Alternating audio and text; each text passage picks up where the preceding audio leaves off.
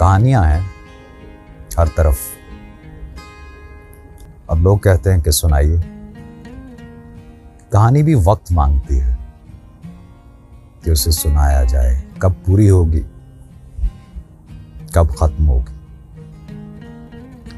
जिस तरह बाकी चीजें वक्त मांगती हैं, वैसे ही कहानी भी वक्त मांगती है, बनने में भी और खत्म होने में भी। खैर, इस पे फिर कभी बात करेंगे। हजरत गुलजार की एक नज्म आपकी नजर करता हूं, जरा हो सके तो महसूस कीजिएगा।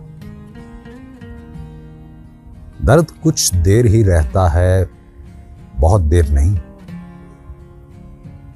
जिस तरह शाख से तोड़े हुए एक पत्ते का रंग मान पड़ जाता है कुछ रोज अलग शाख से रहकर।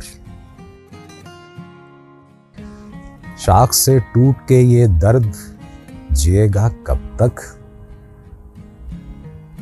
खत्म हो जाएगी जब इसकी रसद, टिमटिमाएगा जरा देर को बुझते बुझते।